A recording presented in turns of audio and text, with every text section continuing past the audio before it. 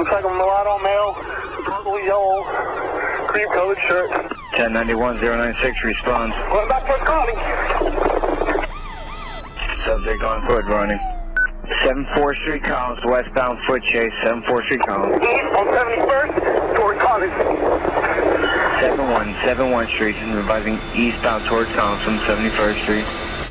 He's in custody.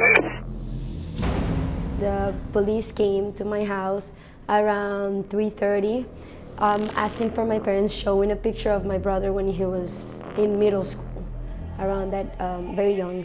And that's when they told us what had happened.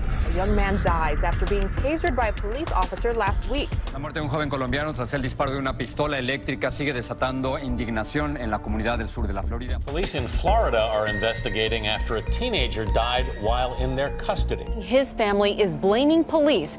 He died after officers tased him while chasing Y yo le him. pregunté, mi hijo estaba armado, ¿qué pasó? ¿Qué le pasó? ¿Por qué? ¿Qué pasó? Le hice dos preguntas así y él me dijo, no estaba armado. Y fue cuando nos dio dos tarjetitas. Una, esta es la de nosotros y esta es para que ustedes mañana. Después de 8:30, averigüen a qué hora le entregan a su hijo.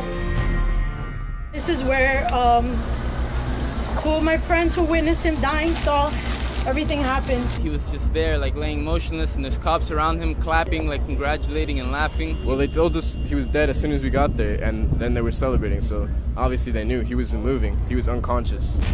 I remember quitting both jobs. I was so mad. I was so mad that it had happened and I hadn't stopped them. I was like, you know what? I'm gonna go to Vermont, I'm gonna leave, and I'm not gonna come back. I lost my soulmate. And I will never have him with me again. I will never find someone like him again. Please, help us get justice. We gon' fight all day and night until we get it right. Okay. What side are you on, my people? He was always one to say that we should stand up for what we believe in. So what we're doing right here is definitely what he would want to do, like a movement so that this never happens again. I will save you. Throw you a line, be there every time. I will save you. Help you find the way, be there every day. I will save you. If I could protect, if I could defend, take all your pain away. I first heard the story of Israel when it happened back in 2013.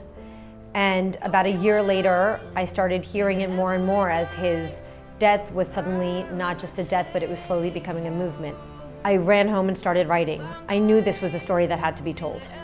The part of Israel's story that for me got to my heart the most was the irony of his death.